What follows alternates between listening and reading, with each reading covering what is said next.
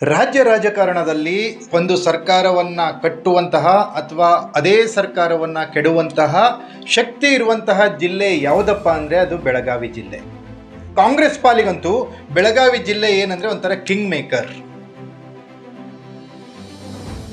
ಇಲ್ಲಿ ಸರ್ಕಾರವನ್ನು ಕೆಡುವಿದವರು ಇದ್ದಾರೆ, ಸರ್ಕಾರವನ್ನು ಪ್ರತಿಷ್ಠಾಪಿಸಲು ಹೋರಾಡುವವರು ಇದ್ದಾರೆ.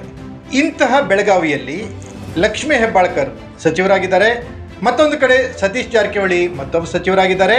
ಇವರಿಬ್ಬರ ಮಧ್ಯ ಆಕಸ್ಮಿಕವಾಗಿ ಅನಿವಾರ್ಯವಾಗಿ ಬಿಜೆಪಿಯನ್ನು ಬಿಟ್ಟು ಬಂದಂತಹ ಲಕ್ಷ್ಮಣ ಸವದಿಯವರಿದ್ದಾರೆ. ಈ ಮೂರು ನಾಯಕರ ಮಧ್ಯದಲ್ಲಿ ಸಿಕ್ಕು ನಲುಗುತ್ತಿರೋ ಕಾಂಗ್ರೆಸ್ ಬೆಳಗಾವಿಯಲ್ಲಿ ಮನೆ ಒಂದು ಮೂರು ಬಾಗಿಲು ಅನ್ನೋ ಥರಂಥ ಸ್ಥಿತಿಗೆ ತಳ್ಳಲ್ಪಟ್ಟಿದೆ. ಕಳೆದ ಲೋಕಸಭಾ ಚುನಾವಣೆಯಲ್ಲಿ ಸತೀಶ್ ಜಾರಕಿಹೊಳಿ ಅವರು ಅವರ ತಮ್ಮ ಮಗಳಿಗೆ, ಲಕ್ಷ್ಮೀ ಹೆಬ್ಬಾಳ್ಕರ್ ಅವರು ತಮ್ಮ ಮಗನಿಗೆ ಟಿಕೆಟನ್ನು ಎಷ್ಟು ಸುಲಭವಾಗಿ ತಗೊಂಡ್ರು ಅಂದರೆ, ಯಾವುದೋ ಫ್ಲಾಪ್ ಸಿನಿಮಾದ ಟಿಕೆಟ್ ಸಿಕ್ಕ ರೀತಿಯಲ್ಲಿ ಅವರಿಬ್ಬರಿಗೂ ಟಿಕೆಟ್ಗಳು ಸಿಕ್ಕು. ಆದರೆ ಟಿಕೆಟ್ ಸಿಕ್ಕ ಮೇಲೆ ಅವರಿಬ್ಬರು ನಡ್ಕೊಂಡಿರೋ ರೀತಿ ಹೇಗಿತ್ತು, ಪಕ್ಷವನ್ನು ಗೆಲ್ಲಿಸ್ಲಿಕ್ಕೆ ಹೇಗಿತ್ತು? ಸತೀಶ್ ಜಾರಕಿಹೊಳಿ ತಮ್ಮ ಮಗಳನ್ನು ಗೆಲ್ಲಿಸಿದ್ರು, ಪಕ್ಕದ ಬೆಳಗಾವಿಯಲ್ಲಿ ಲಕ್ಷ್ಮೀ ಹೆಬ್ಬಾಳ್ಕರ್ ಮಗನನ್ನು ಸೋಲಿಸಿದ್ರು. ಯಾಕೆ ಈ ಮಾತನ್ನು ನಾನು ಹೇಳ್ತಿದ್ದೀನಿ ಅಂದರೆ, ಈ ಒಂದು ವಿಚಾರವಾಗಿ ರಿಯಾಕ್ಟ್ ಮಾಡಿದಂಥ ಸತೀಶ್ ಜಾರಕಿಹೊಳಿ ಬೆಳಗಾವಿಯಲ್ಲಿ ಕಾಂಗ್ರೆಸ್ ಸೋಲಲು ಪ್ರೊಡ್ಯೂಸರು, ಡೈರೆಕ್ಟರ್ಗಳು ಏನೇನೋ ಕಾರಣ ಅಂತ ಹೇಳಿದರು. ಅದಕ್ಕೆ ಟಾಂಗ್ ಕೊಟ್ಟಂತಹ ಉಪಮುಖ್ಯಮಂತ್ರಿ ಡಿ.ಕೆ. ಶಿವಕುಮಾರ್ ಅವರು ಸತೀಶ್ ಜಾರಕಿಹೊಳಿ ಅವರನ್ನ ಮೆಂಟಲ್ ಹಾಸ್ಪಿಟಲ್ಗೆ ಸೇರಿಸಬೇಕು, ಆ ಕೆಲಸನ ಮಾಡ್ತೀನಿ ಅನ್ನುವಂಥ ಮಾತನ್ನು ತೀಕ್ಷ್ಣವಾಗಿ ಹೇಳಿದರು.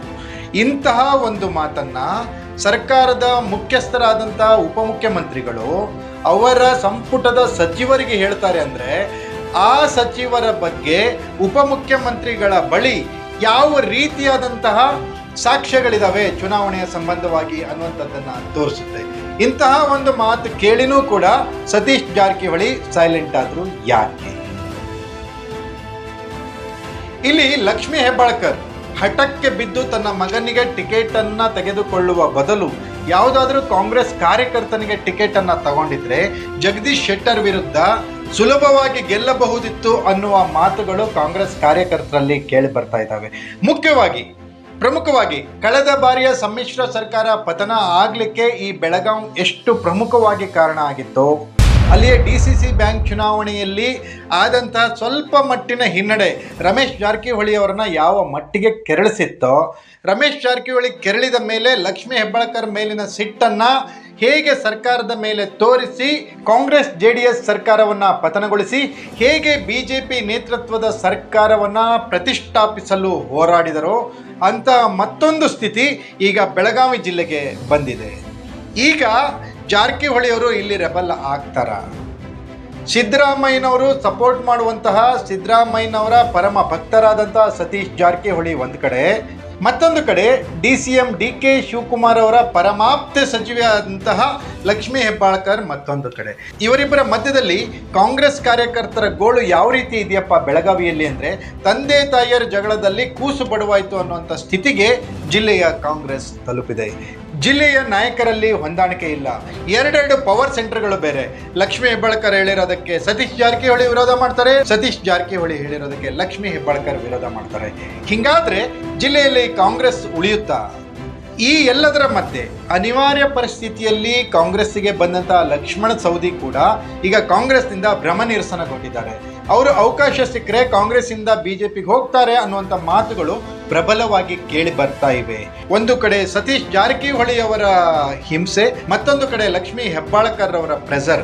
ಇವೆರಡರ ಮಧ್ಯದಲ್ಲಿ ಲಕ್ಷ್ಮಣ ಸವದಿ ಅವರ ಕತೆ ಯಾರಿಗೂ ಹೇಳೋದು ಬೇಡ, ಕೇಳೋದು ಬೇಡ ಎನ್ನುವಂತಾಗಿದೆ ಬೆಳಗಾವಿ ಜಿಲ್ಲೆಯಲ್ಲಿ. ಕಳೆದ ಲೋಕಸಭಾ ಚುನಾವಣೆಯಲ್ಲಿ ಚಿಕ್ಕೋಡಿಯಲ್ಲಿ ಕಾಂಗ್ರೆಸ್ಗೆ ಹಾಕಿ, ಬೆಳಗಾವಿಯಲ್ಲಿ BJPಗೆ ಹಾಕಿ ಅನ್ನುವಂಥ ಮಾತುಗಳು ಚಿಕ್ಕೋಡಿ ಲೋಕಸಭಾ ಕ್ಷೇತ್ರದ ನಾಯಕರಿಂದ ಕೇಳಿ ಬಂದು ಅನ್ನುವಂಥ ಗುರುತರವಾದಂಥ ಆರೋಪ ಬೆಳಗಾವಿ ಕಾಂಗ್ರೆಸ್ನಲ್ಲಿದೆ. ಇದು ನಿಜವೇ ಆಗಿದ್ರೆ ಕಾಂಗ್ರೆಸ್ನ ಪಾಲಿಗೆ ಇದು ಶುಭ ಸೂಚನೆಯಂತೂ ಅಲ್ಲ. ಇನ್ನೇನು DCM D.K. ಶಿವಕುಮಾರ್ ಮತ್ತೆ ತಮ್ಮ ಅಧಿಕಾರದ ಒಂದು ಪ್ರಮೋಷನ್ಗೆ ಏನಾದರೂ ಅವರು ಹೋರಾಟ ಪ್ರಾರಂಭ ಮಾಡಿದರೆ ಮತ್ತೆ ಬೆಳಗಾವಿಯಿಂದಲೇ ಕಾಂಗ್ರೆಸ್ಗೆ ಬಂಡಾಯ ಸ್ಟಾರ್ಟ್ ಆಗೋದ್ರಲ್ಲಿ ಎರಡು ಮಾತಿಲ್ಲ. ಮಾತಿಗೂ D.K. ಶಿವಕುಮಾರ್ ಅವರನ್ನು ವಿರೋಧಿಸುವ ಸತೀಶ್ ಜಾರಕಿಹೊಳಿ ಇನ್ನೇನಾದರೂ D.K. ಶಿವಕುಮಾರ್ ಮುಂದಿನ ಒಂದು ಸ್ಟೆಪ್ ಹತ್ತಾರೆ ಅನ್ನುವಂಥ ಸಮಯಕ್ಕೆ ಬಂದಾಗ ಕಾಂಗ್ರೆಸ್ನಿಂದ ರೆಬಲ್ ಆಗೋದಂತೂ ಪಕ್ಕ. ಯಾಕಂದ್ರೆ ಈಗಾಗಲೇ ತನ್ನ ಹತ್ರ 30 ಶಾಸಕರಿದ್ದಾರೆ, 40 ಶಾಸಕರಿದ್ದಾರೆ, ನಂತರ ಕಾಂಗ್ರೆಸ್ ಶಾಸಕರ ಗುಂಪಿದೆ ಅಂತ ತಮ್ಮ ಆಪ್ತ ವಲಯದಲ್ಲಿ ಹೇಳಿಕೊಂಡು ಬರುತ್ತಿರುವಂತಹ ಸತೀಶ್ ಜಾರಕಿಹೊಳಿ ಮುಂದೊಂದು ದಿನ ಕಾಂಗ್ರೆಸ್ಗೆ ಮಗ್ಗಲು ಮುಳ್ಳಾಗೋದ್ರಲ್ಲಿ ಸಂಶಯವೇ ಇಲ್ಲ. ಇನ್ನಾದರೂ ಕಾಂಗ್ರೆಸ್ ನಾಯಕರು ಬೆಳಗಾವಿಯ ಕಾಂಗ್ರೆಸ್ನ ಬಗ್ಗೆ ಗಮನ ಹರಿಸಿ ಈ ನಾಯಕರ ಮಧ್ಯದಲ್ಲಿ ಇರುವಂತಹ ಏನು ಭಿನ್ನಾಭಿಪ್ರಾಯಗಳು ಗೊಂದಲಗಳಿವೆ ಅದನ್ನು ಸರಿಪಡಿಸದೇ ಇದ್ರೆ ಮುಂದೊಂದು ದಿನ ಕಾಂಗ್ರೆಸ್ ಸರ್ಕಾರಕ್ಕೆ ಏನಾದರೂ ತೊಂದರೆ ಆದರೆ ಅದು ಬೆಳಗಾವಿ ಕಾಂಗ್ರೆಸ್ನಿಂದಾನೇ ಆಗುತ್ತೆ ಅನ್ನೋದಂತೂ ಪಕ್ಕಾ.